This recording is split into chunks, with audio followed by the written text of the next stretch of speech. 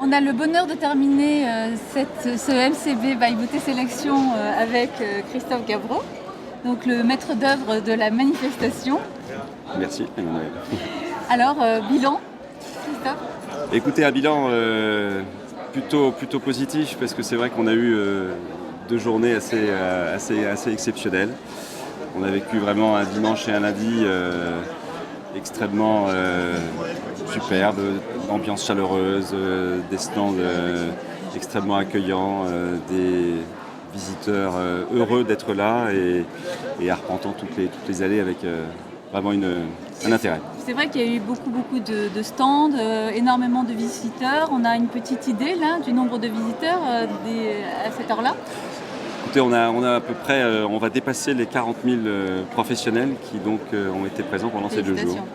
Donc oui, on est assez, ce qui fait à peu près 25 à 30% plus que l'année dernière. Donc une belle réussite. Une belle réussite. Ouais.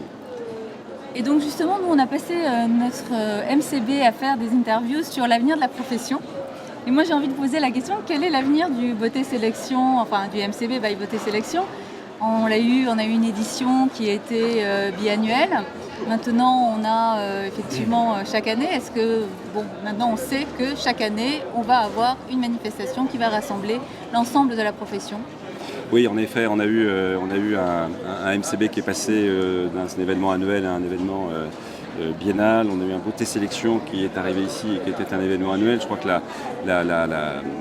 je dirais l'intérêt et en tout cas le côté très positif de la fusion pour créer ce MCB by Beauté Sélection est dans une dynamique de pouvoir proposer tous les ans un événement en septembre de chaque année à la Porte de Versailles. Porte de Versailles, on garde le lieu. On garde le lieu de la Porte de Versailles, qui est un lieu parisien, qui est assez pratique pour les visiteurs. Et donc oui, ce sera toujours sur la Porte de Versailles. En septembre, c'est une bonne toujours date. C'est une date qui est une date déjà anniversaire. Je crois qu'il est important que cet événement soit identifié tous les ans dans un créneau de date à peu près identique. C'est le lancement d'une saison, c'est la présentation des collections, c'est les moments où les marques et les acteurs présentent justement des nouveaux produits. Donc c'est une date qui correspond bien aux attentes des professionnels de la profession. Donc on garde cette date de septembre. Cette manifestation permet de prendre le pouls un peu de l'activité de la profession. Là, on a l'impression qu'il y a eu beaucoup de monde. Est-ce que l'activité est repartie, un nouveau dynamisme? Est-ce que, d'après vous, quels sont votre sentiment par rapport à... Alors, ce qui est sûr, c'est que cette année, on a eu près de 30% d'exposants supplémentaires, tant de marques françaises que de marques internationales.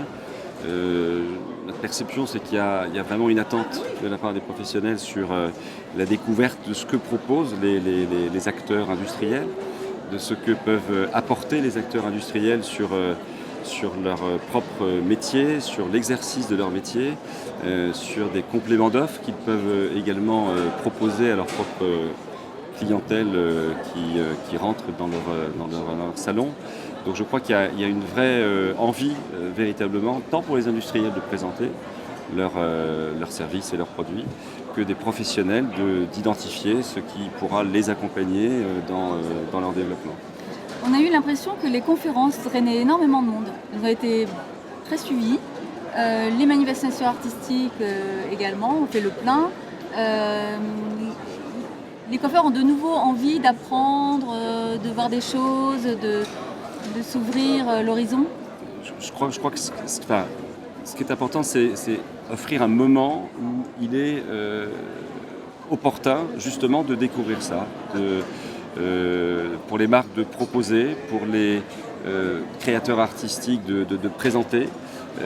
Donc je pense qu'on est arrivé à un créneau, à véritablement un format qui correspond bien et qui, comme vous le dites, a été accueilli de manière très positive par des conférences extrêmement suivies.